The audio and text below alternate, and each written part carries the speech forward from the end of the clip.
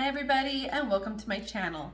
Today we are going to be making the very creamy Kahlua cheesecake. Let's get going. So we're going to work on our crust first, and all that takes is 24 Oreo cookies. I'm going to put it in my food processor. Don't escape. This just helps me ground it up to really fine texture, and if you do not have a food processor, just throw your cookies into a bag and roll it with a rolling pin or smash it with a mallet, whatever you can do to make them a nice fine grainy sandy like consistency. So hold your ears, here we go. Okay, so that should do it. So I'm going to take this off and I'm going to dump in, this is 4 tablespoons of melted butter. Right in here. We just want all this to be nice and wet. Just gonna pulse it a few more times. And that should do it. Alright, so this is a 9-inch spring-form pan. This is what we're gonna cook our cheesecake in. And I already put in a piece of parchment paper at the bottom. I just, made a circle, cut it out. And then I sprayed it with a little cooking spray. So that's all we need to do to prepare our pan. So we're just gonna dump this right in. So the way I like to squish in my, whether it's graham crackers or Oreo, whatever crust you have, I like to get a small cup and I just work my way from the middle out in a ring, and that helps make it even and push it up against the sides.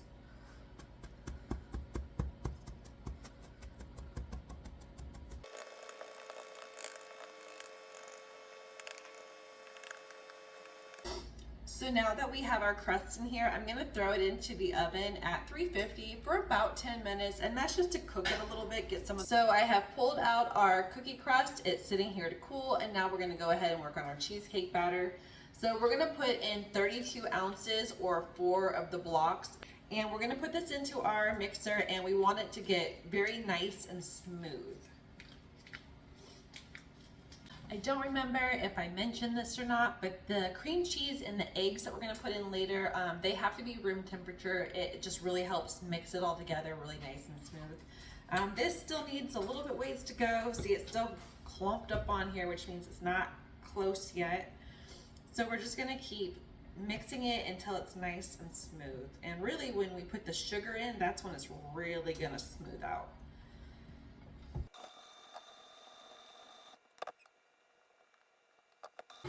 So I have 1 1/3 cup of granulated sugar, and I have a 1/4 teaspoon of, sorry, my dog's going bananas. I don't know if we caught that last part, but I have 1/3 of a cup of granulated sugar, and I just put in a 1/4 teaspoon of salt, just right in with the sugar, and we're just going to very slowly put it in the batter here, and it'll just really smooth out and get that cream cheese like really almost liquidy. I'm going to knock down some of this cream cheese that's come up to the top. My spatula doesn't get up that high on my scraper paddle, so I'm just going to knock some of that down.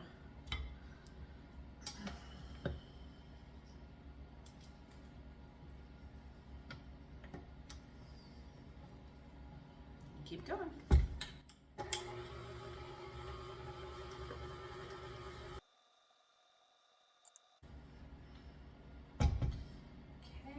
See, you can tell already just how much the sugar affects the cream cheese, just becomes so silky and soft. I'm just going to make sure that the bottom is getting reached, because that is where everything likes to collect, and then when you go to dump it in, you have these clumps of cream cheese that you just can't really put into your batter. It'll just make it really gross. Alright, so I'm going to throw in, this is 3 tablespoons of flour. This just really solidifies your mixture. That way if there's not too much moisture, it helps keep it like cold.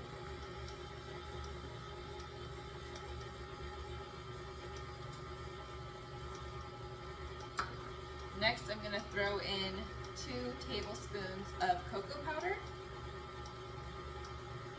Do that very softly or very lightly, because the cocoa powder will just blow up into your face.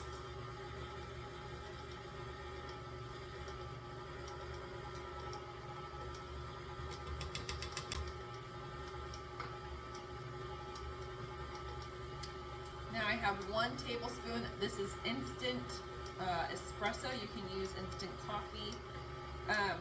The thing with the espresso is, let me show you real quick. It's a very fine, grainy substance where instant coffee has more of like a crystallized. So I think that if you use instant coffee that's a little bit thicker kernels, like crystallized, you might want to add a little water just to make it smooth. But let me show you what the instant espresso looks like up close, and you'll see what I'm talking about. It's very fine. See how fine that is? So that's why I can dump it straight into my batter. And if you have the crystal ones, just add a little bit of water.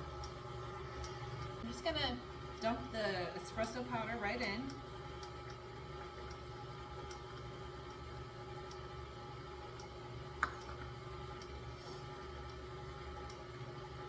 And then I'm going to give everything a really nice good scrape all the way down to the bottom. Make sure you're getting that bottom really good.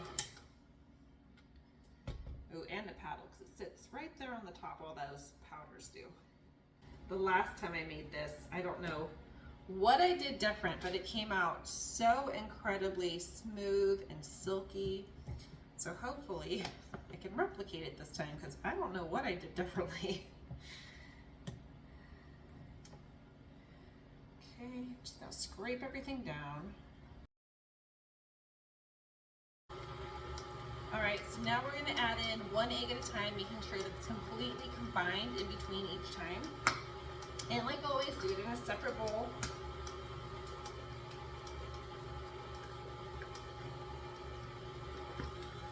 Woo! The egg tried to escape.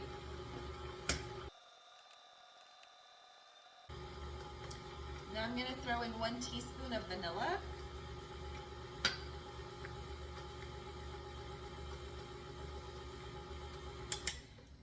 All right, that's getting all nice and mixed in. I just want to do one more quick scrape down before we add our last and most important ingredient. Right now, this is just a cheesecake. It's not a Kahlua cheesecake till we add the Kahlua. If you don't want to add Kahlua, if you just want this to be like a coffee cheesecake, and you just want this to be kid friendly, just omit the Kahlua and maybe add a little bit more of the espresso powder or coffee powder. Maybe do, like, instead of 1 tablespoon, maybe do 3, and then you can have a nice coffee flavored cheesecake, which sounds delicious. Maybe I'll try that next time. I've actually never made just a plain coffee one. Oh, ideas. All right. We still had chunks of cream cheese down there, so that's why it's always very important to keep going. And then if you do have the cream cheese chunk, why will this not go on there? If you do have the cream cheese chunk, once you do dump it into your pan, do not put that chunk in there. I know it's so tempting because you're like, I spent money on this. But don't put it in there because it's just a big glump and it'll get really gross and you don't want it in there. Just trust me, okay? Don't put it in. That's good. So what I'm gonna do now, I found before, I would just dump this in and then turn on my mixer and it would just splash Kahlua everywhere, which it's a very sticky mess. So I'm gonna put it in very slowly. But what I'm going to do actually is I'm going to move the spatula around in here so it kind of seeps in first. I'm making a mess anyways. I'm getting batter all over me. But that way it doesn't go sloshing. I hope. Here we go. Let's try it. Oh yes, much better. I would recommend that because if you just throw it in, it kind of sits on the top of your batter, and then when you turn it on, it splashes everywhere. So yes, it looks beautiful. It smells so good. And we are done. So I'm just going to scrape everything down one last time. Get it all off the paddle. Okay, so now I'm just going to pour this straight in. Doesn't that look delicious? Looks so good to me.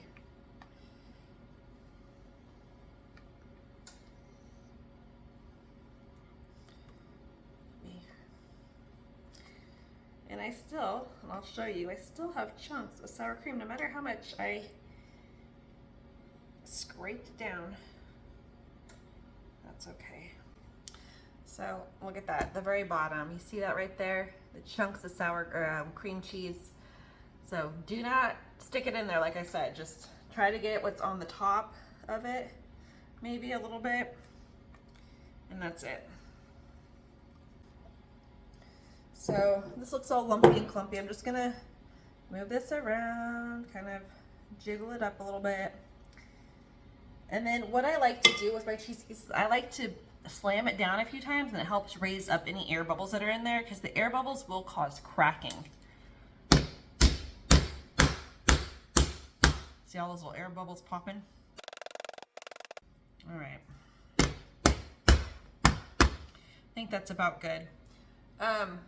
You know what I forgot to do is I forgot to put the tin foil on, which is so much easier to do if you don't have batter in here already. So make sure before you put your batter in, put your tin foil on. So I totally recommend putting tin foil around your springform pan, because we are going to put this into a water bath. You kind of need that extra protection, that extra layer.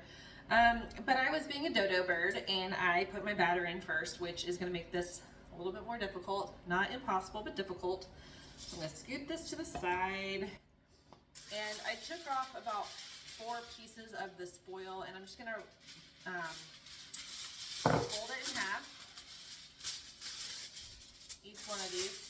So I placed 2 down like this. I'm just going to put this right on top. I'm going to put it a little bit further on this one since it's up higher. And I'm just going to kind of scrunch it up.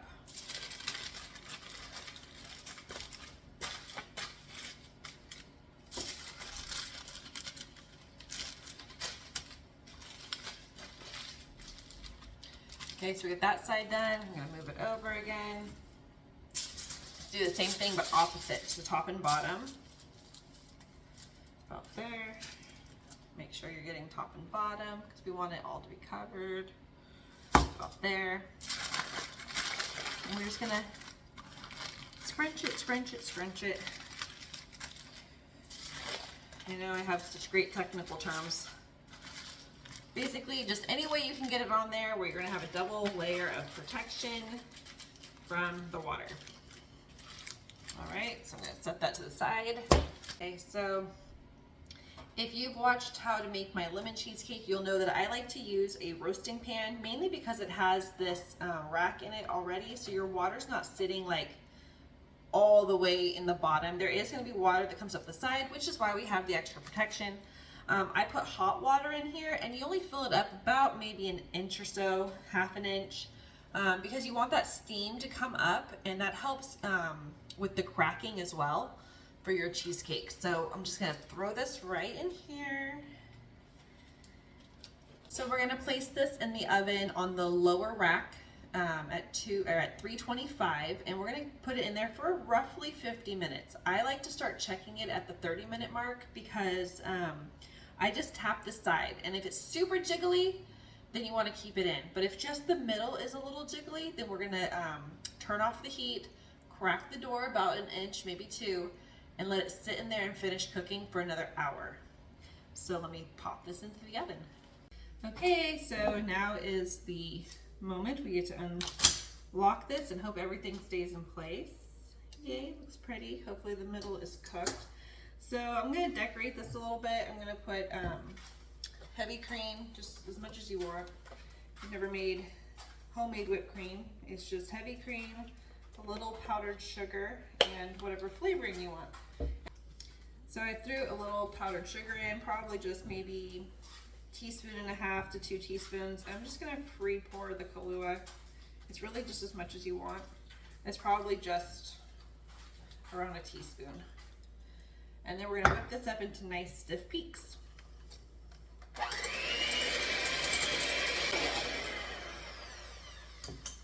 Okay, that should do it. Okay, so I'm gonna put the whipped cream into my piping bag, and I fit the piping bag with a 1-end tip, which is what you would have on a whipped cream container. This also makes your rosettes for your flowers. So I'm just gonna put this in here, make everything look nice and pretty.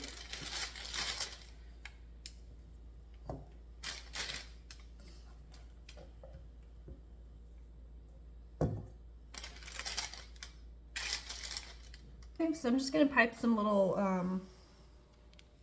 I don't know, we'll figure it out as we go. There we go, just quick little peeks.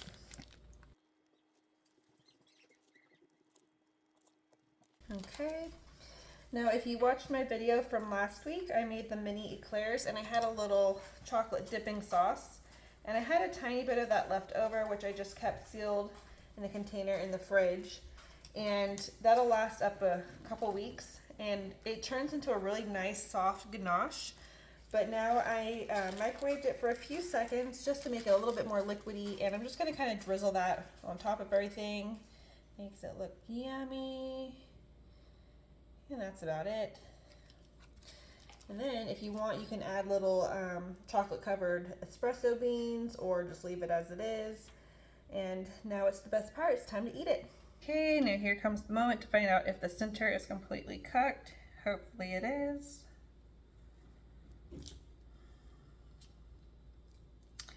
And then once you have your slices done, you can put parchment paper and that will keep the sides nice and moist. They don't dry out that way. It appears that the middle was done. Let me get it onto my plate. Oh, it's almost not done in the middle, as you can see right there, but it's good enough, so I am going to enjoy this.